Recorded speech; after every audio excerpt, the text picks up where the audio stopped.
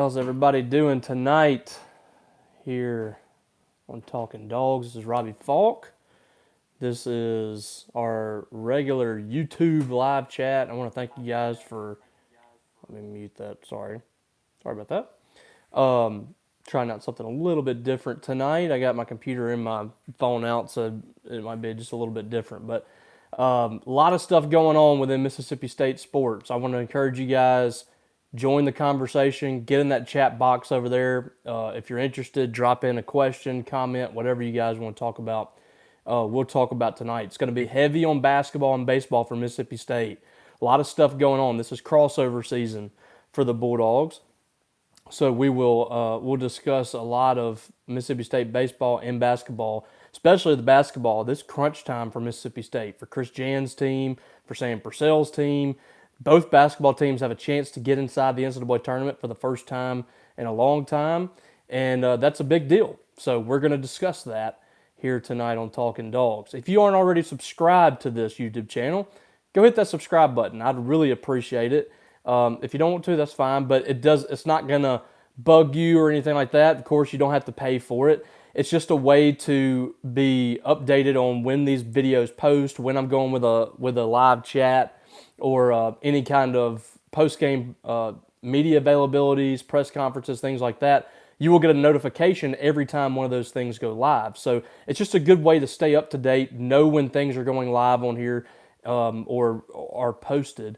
And you can see that stuff before a lot of people post-game. I post those videos right after games, right after the press conference. You are the first people to see them. When you're subscribed to this YouTube channel, you are the first person to see those press conferences from Chris Lemonis, Chris Jans, Sam Purcell, whoever. So make sure you're subscribed to that. And, of course, we have these great live chats going on as well. Once again, for those that are starting to come in now, make sure that you are putting in your questions, concerns, comments, whatever you guys want to say in that box over there on the right side, and we'll get to that stuff here shortly. All right, let's start with Mississippi State basketball. The women today, they fall over in Greenville, South Carolina. I wasn't able to go to that. I usually like to go over there to Greenville, but I wasn't able to go this year. State playing Texas A&M. Bulldogs were the number 5 seed in the SEC tournament. A&M the number 13 seed. And it was just a really difficult second quarter for Mississippi State that dug them in a hole. They had a 10-point lead in that first quarter. Jessica Carter had 10 points, I think, in the first 5 minutes. State had jumped out to a 10-point lead. It shrunk to 6 at the end of the first quarter as Jessica Carter picked up her second foul and went out of the ball game. She comes back in, picks up her third foul, and A&M went on a 19-0 run. Mississippi State lost that 10-point lead, ended up trailing by 10 points in the ball game, and the Aggies were able to build a little bit of a lead, and State was playing catch-up the rest of the ball game, and it was just a difficult game for Mississippi State all the way around, and a tough loss. A&M is the highest or lowest seed, whatever you want to say about that, to make it to the quarterfinal round. So Mississippi State makes some bad history on Thursday afternoon. Just a tough loss. I think Mississippi State is safe inside the NCAA tournament. I don't see a whole lot of concern there. It's just a rough loss for the Bulldogs. And we'll talk a little bit about their positioning and stuff later. But I still think that things are okay for this team. It's just not how you want to be playing in March. But we've seen some Vic Schaefer teams were not playing very well in March going into the NCAA tournament. Ended up having some good finishes. So don't count this team out just yet. For the men, this is a huge, huge weekend for Mississippi State. The Bulldogs are trying to make the NCAA tournament for the first time in, when was it? 2018, I think. This is, I look at Nathan. I appreciate you, buddy. This is a huge week for Mississippi State. We saw that Mississippi State had kind of moved itself out of the bubble, and they were on the right side. They had moved out of the first four, last four in, or whatever it was, and were out of those play-in games, and they had moved into, safely in. And then they beat South Carolina by single digits, and things start falling for the Bulldogs there. So this is a big game. Their net is hovering around 45. I think it's at 43 right now for state. You need to get around 40, under 40, you're in really good shape. But getting to that ninth SEC win, I think, is the huge piece of this for Mississippi State. If they can win at Vanderbilt on Saturday, I really believe that they're going to get in the NCAA tournament. It would be hard to fathom the NCAA committee holding them out at that point. You're talking about a team that would have won, I think, 9 out of 11 or 8 out of 10 games to close the regular season. They're playing their best basketball. They're probably playing as good as most of the league at this point, top half of the league for sure. And they're an NCAA tournament team. And I think just to boost that resume a little more, they need to win on Saturday. They could possibly get in with 8 wins, and right now they're still in. I don't see them dropping tremendously after if they do lose to Vanderbilt, but you just can't put that in anybody else's hands. I think if you're able to win this ball game, you're going to be in good shape, and that's what they have to do. And it's going to be tough. Vanderbilt just went to Kentucky and won in Rupp. That's going to be a tough place to win. It always is at Memorial Gymnasium. So huge game coming up. We'll see if Mississippi State is able to withstand that. And on the baseball side of things, the Bulldogs have been up and down this year. You know, they started the year 4-3, and they gave up that 9-run lead against VMI the first weekend. They lose that Tuesday game to UL Monroe. They lose the Friday game to Arizona State. It was win-loss, win-loss, win-loss. And then they've been able to build some momentum here with 3 straight wins, but they have some major issues. They're struggling to throw strikes, which I've noticed is kind of an issue for a lot of teams, but just a little more for Mississippi State. But they are struggling right now defensively and pitching, and that's something that's got to improve. The hitting's been great, batting .315 as a team. They've hit, I think, 20 home runs, maybe more than that. Colton Ledbetter's been fantastic as a transfer out of Samford, batting .400, 3 home runs, and 19 RBI, which I think leads the country right now.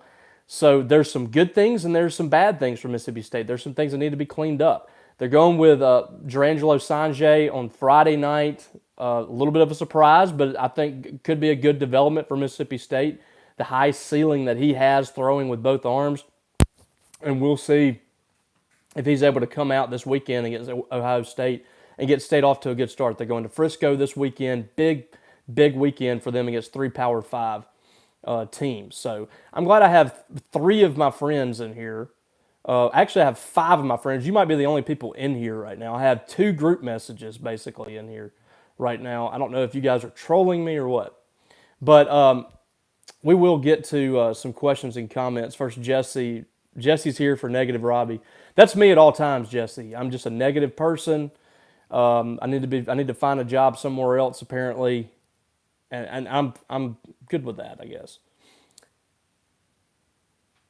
Jared, Nathan in here, just a bunch of goofballs. We got Stephen Augustinelli in here, Brian Haydad. I mean, you guys are something else. Steven said, your co-host told me last weekend the South Carolina win got us in. I disagreed. Yeah, I've actually been, I think Brian and I have been on the same page for most of the last month about this basketball team. I thought 8-10 would get them in, and that would be where they are if they lose to Vanderbilt. It's fluctuating right now. Last week, it was one of those deals where like the bubble was so soft, if you got past South Carolina, you could be safe. But right now, I don't know. It's one of those deals like you don't even want to have to think about that for the next week. Like just take care of business on Saturday, firmly get yourself in, because if they win against Vanderbilt, you're not going to play anybody in that first round that's going to kill you in the net. I haven't even looked lately at what that potential matchup may be. I don't know if it's going to be Auburn or because I think states could be anywhere from 8-10. So you're going to be playing some teams that are probably going to be inside the top 50 of the net. So you're not going to take a huge hit, and you shouldn't take a huge hit against Vanderbilt either. Vanderbilt's going to be a quad 2 game, whether you win or lose. You win that game, you should move up a couple of spots. You lose that game, you should move down a couple of spots. And you're looking at probably 45, 46 in the net if you lose. But you don't want that to be out there. You want to have a solid resume. They've got, I think, 4 quad 1 wins. You just need to build that resume and get as many wins as you possibly can here down the stretch. But I think they're very close to locking it up. I think a win on Saturday should do it. Nathan, you have coworkers that said they would rather win the NIT than be put out in the first round. You disagreed. I disagree with that too. Going to the NCAA tournament is just going to the NCAA tournament is greater than winning the NIT, in my opinion. As far as exposure, it's good for your resume. I used to be of the opinion of like winning the NIT would be good. Like you get to play a few more games, the team can kind of build that momentum going in the next season. But I've kind of moved on from that. Sorry, I love sneezing on live YouTubes. It's good times. Patrick wants a new hat. Patrick is a East Webster man. I'm a Webster County man. I'm a Webster, Choctaw, and Octavia County man. I support all teams equally. Mason Welch, do we get Josh Hubbard? Remains to be seen. I like where Mississippi State stands with him. Josh Hubbard, of course, was committed to signed with Ole Miss. They beat out Mississippi State for him. The thinking was when that happened was Kermit Davis was kind of the equalizer there. Mississippi State and Ole Miss were pretty much even in that recruitment. I think Kermit really tipped the scales there. Kermit is a good recruiter, and he did a good job in that recruitment. But it was always thought that when Kermit win, he was let go because that felt like it was coming from the start.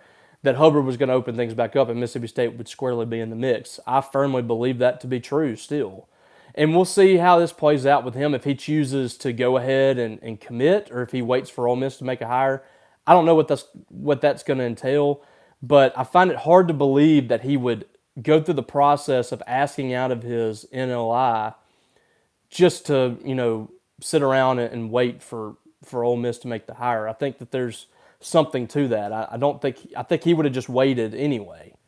And seen who they hired, and then maybe in the summer or whatever, open it up. So I think State's going to play a factor in that recruitment for sure. And I think George Brooks has a great relationship with him.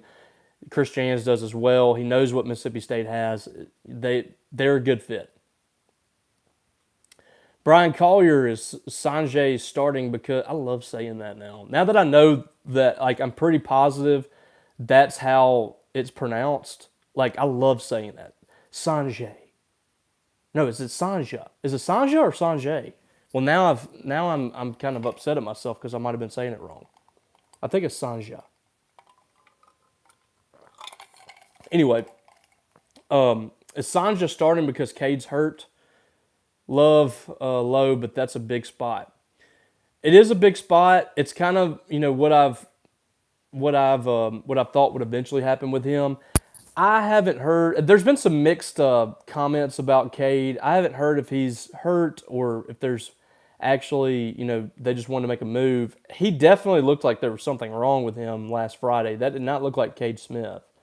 He hadn't been perfect the last couple of years, but he hasn't looked like that. I mean, he was sweating profusely. He looked sick. There was his velocity was down a little bit. There just looked like there was something going on there. And I don't know if there was or not, but he definitely did not look right. And I have a hard time believing that Lamonis would have made that change this early. I figured he would get a shot. And we'll certainly try to find out about that. Steve Robertson's going down there for us. So perhaps he could find that out. I won't be down there, but maybe he could talk to Chris about that. And also, any word on Pico or Aaron Nixon? Yeah, we're waiting to hear about that. Pico, I think, I believe Chris commented on that the other day. I think he's close to getting back. He's been hurt. He's working his way back. Nixon, I've heard, is hurt as well, but I don't think that it's serious with either one of those. Steve Weaver, thanks for showing up here. Good to have you. We lose to Vandy, we need one turning win. Yeah, that would help. And that it should be against somebody that is maybe borderline quad one, maybe a top 50 team. I don't know if you play Auburn first round. I mean, there's a chance that you could improve your stock with whoever you play in the first round. You get a couple of wins in the SEC tournament, you certainly got to feel like you're in. Jared, the winner of the NIT is just going to be the next worst team and the first team out of the tourney. Exactly. You're still going to be like the 69th team? Yes. Ben Gates, do you think Hubbard will be successful in college, or is MAIS? I lost it. MAIS not a good enough predictor. I think he'll be good. He's a guy that can score at every level. He's not the biggest guy, but he's incredibly athletic. He can leap out of the gym, plays good defense. They didn't play, the toughest schedules, but they went out there and played some big time public schools as well. And they played Starkville this year. They played a lot of teams in the summer. I mean, he's played against some really good competition, so I don't see any reason why he wouldn't be successful in this level. I don't, their entire schedule wasn't, like playing Horn Lake and Brandon and Starkville, but they did play some public school teams and challenge themselves. And like I said, he played AAU ball for years against some good players. I think he'll be fine. Hunter D, if State makes the Sweet 16, I won't be surprised at all. No one wants to see the State team in the SEC or NCAA tournament. This team has the ability. They're going to have to hit shots now. I don't think they have to come out there and light the world on fire, but they're going to have to hit 7 or 8 threes. The defense is going to give them a chance. They're going to have to be a little better from the field or from three-point range to do that. But it's a team, I keep thinking, like, it's going to be very difficult to game plan for this type of defense. Now, the teams in the SEC will have a better grasp on it because everybody has already seen Mississippi State this year. But getting inside the NCAA tournament and playing like a Michigan or like a Wisconsin or something like that, which Wisconsin plays a lot like Mississippi State, it's going to be tough to game plan for State like that when you're playing on just like a day's rest. I mean, that's going to be a team that's going to be difficult. They're going to get up in your grill. We saw it with New Mexico State. I mean, Chris Jan's teams there were very difficult to play in the NCAA tournament. Mississippi State fan 87, is Hubbard a day one rotation guy at State? Lots of guards returning. Yeah, I think he plays next year. At his position, State's got some good talent returning, but I think he's going to get in the rotation. State's going to rotate some guys in and out. He won't be a guy that you expect to come in right away and just start averaging, 15 points a game, but I think he can help you. More on the NIT, Logan, feel like if you have a young team surging at the end of the season and can't quite make the big tournament a deep run, or winning the NIT could be good momentum. Yeah, if you're not going to make the tournament and you're just kind of, State had a couple of teams like that under Ben Howland, and I felt like that was good for them to go to the NIT, but I would much rather go to the NCAA tournament.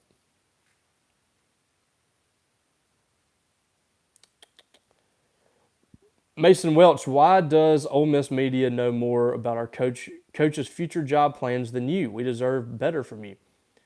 I don't understand why some people on that beat report on Mississippi State so often. It's very weird. I don't get that. And like the stuff, like some of the stuff they're doing is like rumors. It's not even like real. There's like nothing to it. It's just like what they've heard from a message board. Brian, so is the right move to leave Itema and Gartman on the normal days and insert Sanjay, or should they have put Sanjay on Sunday and bumped everybody up? I think that's the right way. You keep everybody on their normal rest. I mean, Durangelo has not pitched since last Wednesday, not this Wednesday, but the last. So he's over a week's rest. So everybody kind of stays on their same rest. And I think I've been the opinion of, like, I think that he is the best option until we see otherwise to match up with a Friday night guy in the SEC because of the ceiling that he has. You got a guy that's got really good makeup. He's throwing from both sides. He's hitting 96 from the right side. Has a good changeup. He has a good breaking ball. And from the left side, it doesn't have quite the command, but he can get guys out from that side. That's your best guys, in my opinion. Like that, the guys that have you got to put that dude on Friday. And Cade Smith has a spot on the weekend, but I feel like Drangelo's ceiling is higher there to compete with a guy on Friday night. So let's see what he does this weekend. If he comes out and crashes and burns, then maybe it's not meant to be. But I think that he's a guy that you can work with this year that could do some big things on a Friday night in the SEC. Alan Martin, do you think the girls' team has the most devoted fan base of the different sport? Not really, because we saw this year the men's crowds were better. It's just been the fact that the women, in the past 6 or 7 years, if you take away the last two, the women have had, a elite product, and the men were in the NIT, and people were kind of moving away from the men's game. I think that excitement's coming back to the men's game, and there's a lot of people waiting and seeing on the women. So I would take the men right now as far as they have a little more support right now. And if we're talking about all sports, baseball per capita or whatever is getting more support than anybody. And then they don't get 50,000 people like football, but as far as the capacity of the stadium, baseball is a higher percentage than any other sport right now. And it's with a team that's been losing a good bit the last 2 years. Roshana, I have no idea about the ESPN app. I don't know why it's not on there. I haven't checked. I'll have to look at that later. Mississippi State 87. Minnesota just knocked off Rutgers, who had 32 in the net with a buzzer beater. Could be a big win for State. Yeah, I'm not sure. I don't know. I don't really I know there's a lot of people on our board especially that are super tied into the bubble and following that stuff. I haven't been as tied into college basketball outside of Mississippi State.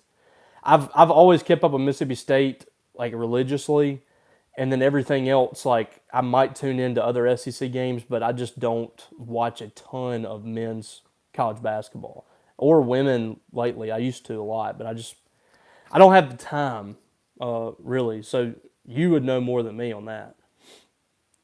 Brian, should we be playing high field behind the plate? What is Hancock going to be able to do versus SEC base Steelers?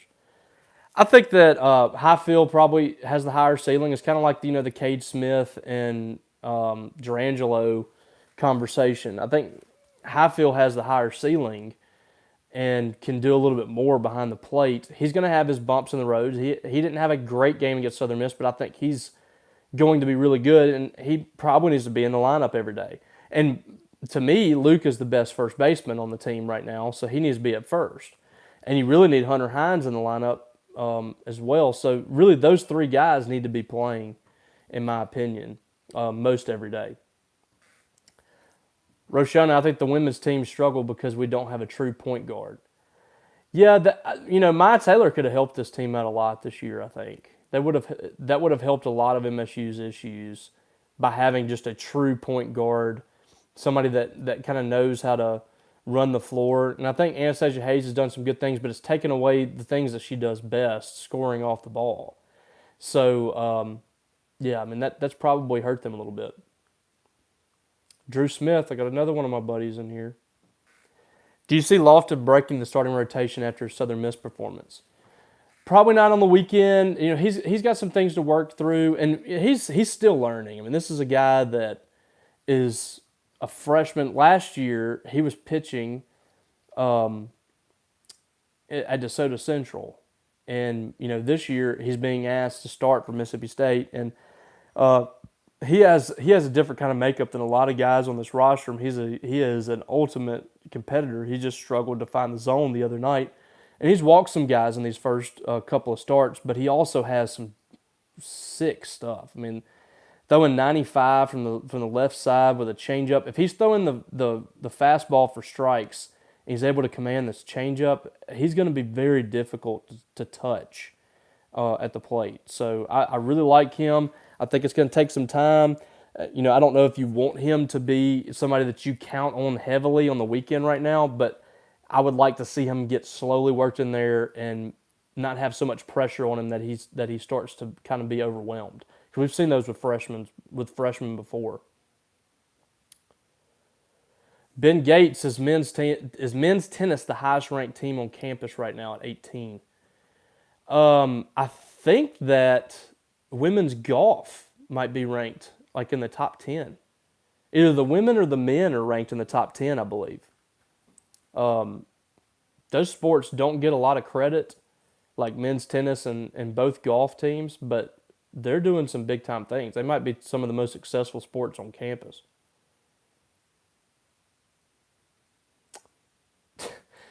Nathan, do you remember that time that guy in 2007 said something to us at the hump that made us laugh real hard? No, I don't. You're going to have to refresh my memory on that. I remember a lot of things, but I don't remember that. Alan Clay, who's the baseball player not starting currently, but you could most likely see contributing before the end of the season?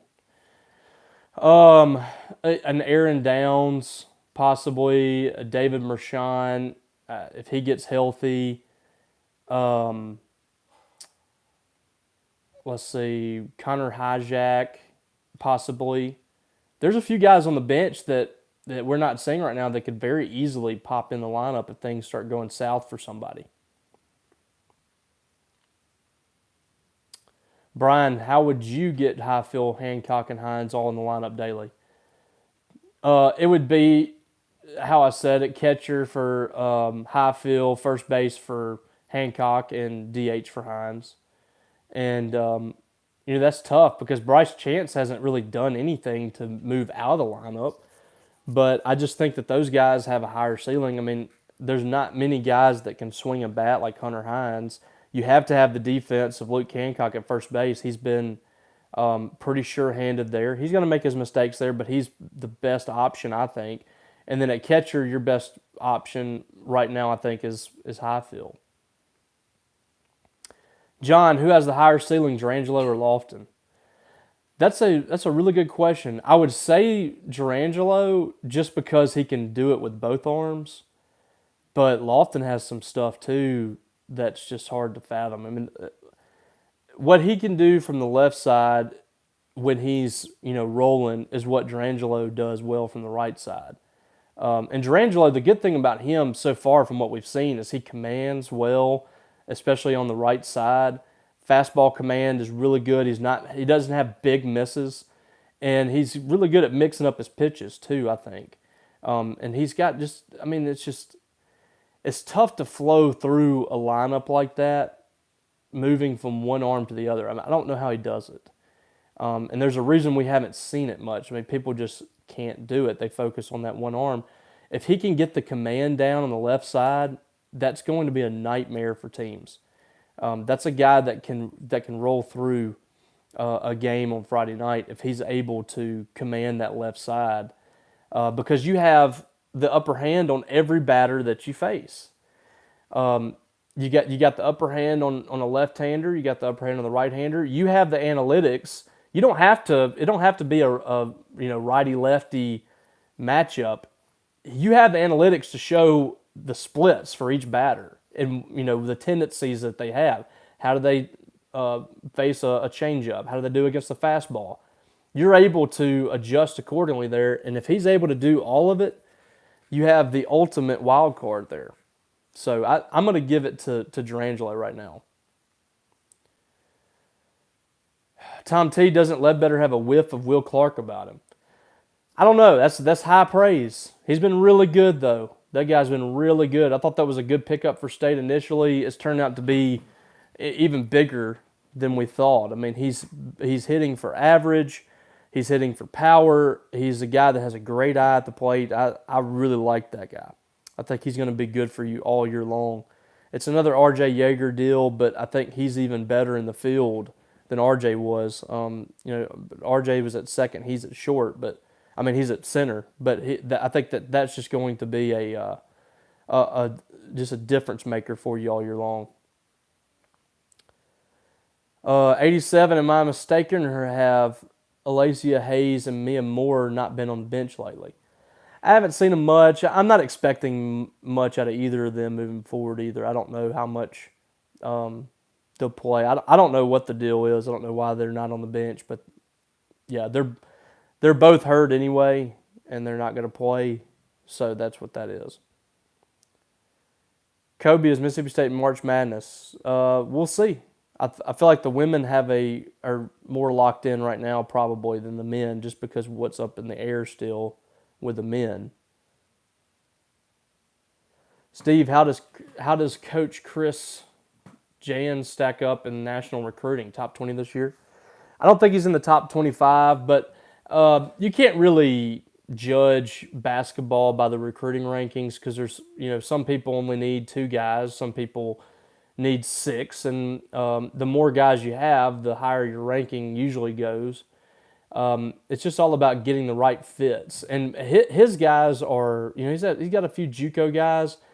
Those guys don't get rated properly, so I wouldn't look at it as the ratings, but I would look at it as who's going to help you at spots you need help at. And from a scoring standpoint, when I look at Trey Fort and Jaquan Scott coming from junior college, I think they're just going to be huge for Mississippi State next year with a roster that's pretty much, for the most part, you're probably bringing back the big nucleus from this group. They got a chance to be good next year. And then they'll go to the portal and get some guys too. And we're still waiting to see, what's Tolu going to do, what's DJ Jeffers going to do. And they need those guys back. Brian, any thought of sitting Kellum? He's been struggling at the plate. I don't know. He had a couple of balls right on the nose the other day. And that's one of those guys too. I mean, there's not many guys that swing it like that. And he's kind of like Hunter Hines. Like if he ever runs into one, it's gone. He's batting 192. He started pretty bad last year too, but he has a couple of home runs. He'll get it together. You got to have guys like that, and you got to keep him in his groove. Ben Gates, does the Brandon Miller situation affect Nate Oates' likelihood to win SEC Coach of the Year? He'll probably win it. With the job that Chris Jans has done, especially if Jans wins on Saturday, I mean, you're talking about like the back half of the schedule. There's not many teams that have been as consistent as Mississippi State in the back half. What he's done has been amazing. But it's probably going to go to Oates if I had to guess. They're not going to give it to a guy that's 9-9, I don't think. They don't think like that. They usually give it to the coach that wins the SEC for the most part. And really, Buzz Williams has done a great job. They didn't start off great, and they've finished really strong. Another Drew Smith. How do you feel about the new Sunday Black unis? No, that's the same Drew Smith. I'm sorry, Drew. I like them. The white hats, I'm up in the air about. I like the white hats better with the black. They look good with the black, I think, but I've always liked the maroon. I like these Sunday Blacks better than the other ones, I think, with the maroon state script. And, so far they've played good in them. And there's no reason for anybody to want to burn those yet. But the first loss you have in those, everyone is going to want to torch them. I like them. They're okay. I like those white state script jerseys. Of course, I love the maroon and white 85s. Those are my favorite. The pinstripes are good. Almost every jersey that baseball team wears is money. Brian, I feel like Hancock's got to go to first and stay because he is not likely to get catcher at the next level. Yeah, I don't know where he fits in the next level, but he's been a solid first baseman since Mississippi State kind of threw him in the fire. Anthony, what's the status with Aaron Nixon? I mentioned it briefly, but we don't really know what the what the confirmed status is on him. I had heard that he is injured, but it doesn't seem to be serious. But yeah, he hadn't pitched since the first weekend, so we're kind of waiting to see when he's going to be back on the field, and we'll check on that this weekend hopefully. Hey Karim, what do you think about Mississippi State starting a gymnastics team? Gymnastics is huge in the SEC. It's awesome. The problem is you have to have a certain amount of women's sports, and it's got to be, I believe, equal to the men. So I think they would have to drop a women's sport to gain gymnastics. I think that's how I understand it with the Title IX stuff with the SEC, because there's some SEC schools that don't have like softball. There's some SEC schools that have a men's soccer team. They play in a different conference, but they have a men's soccer team. So there's got to be a competitive balance in your sports. So I think it would have to be, the way I understand it, I think you have to have another men's sport to add the women's sport, or maybe you would have to lose a women's sport. I'm not entirely sure that works, but that's the reason why they don't have a gymnastics team. I would love to have a gymnastics team. They're lit. If you look at some of those crowds like at Auburn and LSU and Alabama, I mean, they pack out the gym for that. They're excited. They're pumped about it. I mean, they're awesome. And those athletes are incredible. Kobe Walker, Josh Hubbard decommits from Ole Miss. Do you think he'll come to the state? Yeah, we talked about that too. And if you guys miss anything that we say on here, this will be posted later. But yeah, it's still up in the air. We'll see what happens. We're waiting. We're kind of waiting and watching. And I'm not sure I'm sure he'll want to take some visits somewhere. I'm not sure how that works. He's already taken 2 official visits to Mississippi State. He also took 2 to Ole Miss.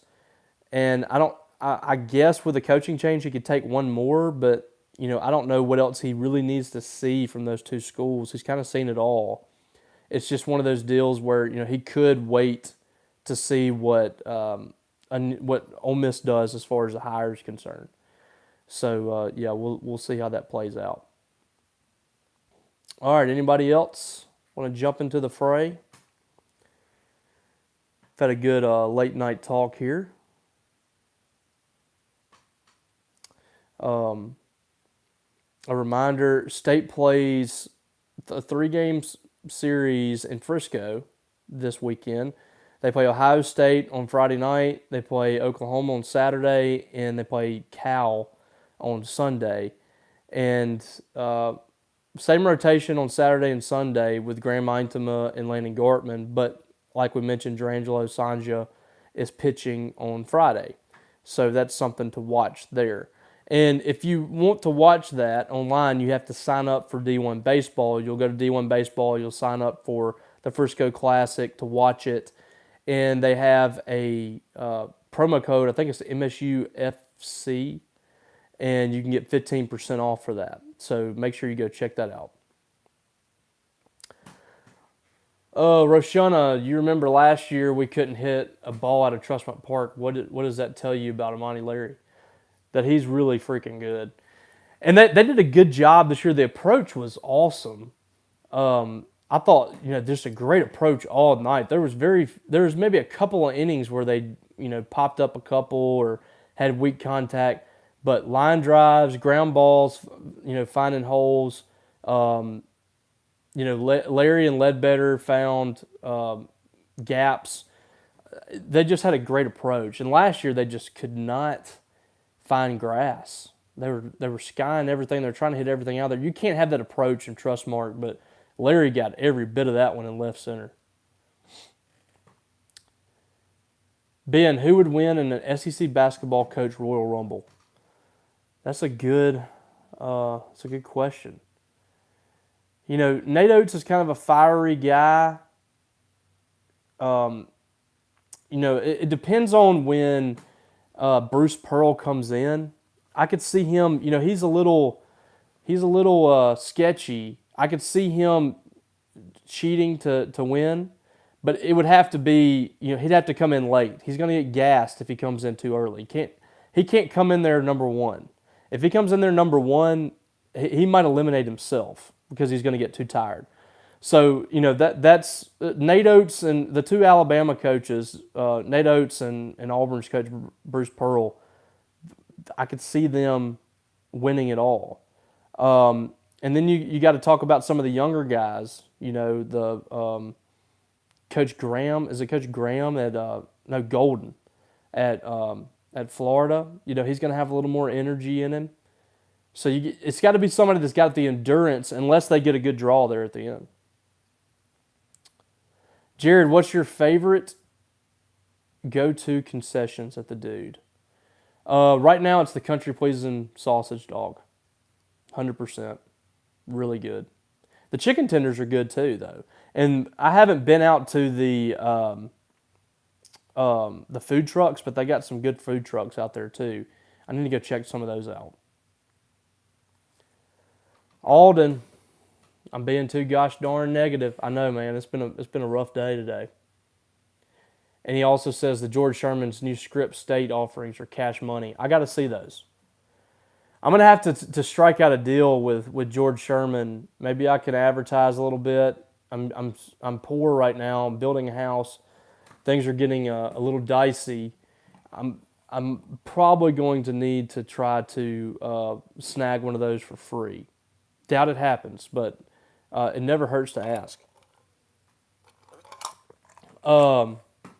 Jack, yes, this is a Eupora hat. My favorite hat by far. This is an excellent mascot, by the way. Law Dog, what's the feeling around state about spring ball? Some excitement. A lot of people are excited to see what's happening. You got a new offense you're about to run. You got a lot of new players coming in here from the transfer portal and some freshmen that are already here. I think everybody's excited. I mean, last year was kind of a little mundane because it's year 3 under Mike Leach. There wasn't going to be many changes. A lot of people were returning. It wasn't that like nobody cared about the football team. It was just there was nothing really intriguing. But you got position battles this year. You have a new head coach. You have new staff members, new scheme. It's going to be fun. I think people are really excited. Nathan, I think it would be cool if the sports that are big up north in the East Coast, i.e. wrestling, gymnastics, lacrosse, made its presence in the South. Yeah, I was talking to some family members from Alabama. They're big into lacrosse. I would love to see that in the South. I would love to see some wrestling down here too. And again, gymnastics. I mean, it's just crazy how competitive that is at some of these other schools. And we just don't see it that much around here. It's kind of like volleyball in a sense in Mississippi. Like people are seeing how fun of a sport it is now that it's starting to range over to different schools, and it's really exciting. And some of those other sports are really exciting too. I've never really gotten into soccer, but a lot of people are into it here, so I could see how some people would be excited about that. Skylar, how huge is the Spivey return? I think really big. It would be nice if he came in the spring. I don't think that's possible. But just getting a true tight end in here that's played Power 5 football and played here, I think it's big to kind of just bridge the gap for you as you try to, put this offense in and get some players recruited. Because they were about to turn a lot of guys, from one position to tight end. And I don't know how that's going to work. So getting him in here with Rylan Godey as two true tight ends, I think is a big deal. And I think Spivey could flourish in this offense. He would have done well here. The offense just didn't fit him with Mike Leach. Anthony, what's your feeling about Zach Selman now? We haven't really seen him do anything just yet, but he's such an impressive personality and personable guy. I mean, I've been really impressed with him. He's going to be judged by the decisions that he makes, though. We haven't seen him do a coaching search. We haven't seen him make a whole lot of changes in the athletic department or anything like that. He hasn't had a chance to do any of that yet. So we don't really know how he handles this position. But so far, I've been really impressed with the fact that he's, you always see him around. He's always present at stuff. He's got his family around him. I mean, he's been really impressive from that standpoint so far. Jack, thoughts on Kermit Davis potentially coming home to be an assistant at State? I haven't heard that from anyone of substance. I don't know if that's a possibility. That would mean somebody on staff already leaving. I don't know if that's going to happen. I mean, he would be a good asset. I don't think that's in the cards. At least I haven't heard it. Alden, do you think that a loss on Saturday lands us in a play-in game, or do you think it drops us completely out? I think that you're probably in a play-in game at that point, but you're going to want to, if you lose and you're in a play-in game, at that point you're going to want to win in the SEC tournament, because you don't want to go to the SEC tournament and get bounced and you have all these automatic qualifiers that still have to come in and steal a bid or something. So you really need to win Saturday. It's going to be tough. Vandy is a tough team, and playing at Vanderbilt is not easy. But no Liam Robbins is going to be a big deal, I think. State should have the upper hand as far as from a size standpoint, physicality standpoint. I'm attacking the paint. I'm trying to score a lot of points inside. I'm trying to dominate on the boards. That's going to be the key for State. But they're going to have to play a really good game to win that one. All right. Well, if that's it, I think we're good. That was another great chat. I appreciate you guys. I had a good one. We'll try to get back in here again, of course, next week. Again, if you haven't subscribed, go ahead and do that. Come check us out at 247. See what we got going on over there. And check us out on Thunder and Lightning podcast if you do not already do that. Give us a rating. If you'd like to leave a comment, you can. If it's negative, I don't care. I'm negative, apparently, so I'll take that. But I appreciate you guys. Hope you guys have a great weekend. Make sure you're tuning in to Mississippi State Sports this weekend, and we'll have it all covered on the board. The baseball series we'll have covered all weekend long. Basketball as well at Vanderbilt as the team tries to make a final push towards the NCAA tournament coming up. That's a huge game on Saturday, so lots and lots of stuff to follow this weekend, and I know you guys will be doing that. All right. Hope you guys have a great night. Hope you guys have a great weekend. Appreciate you. We'll catch you down the road.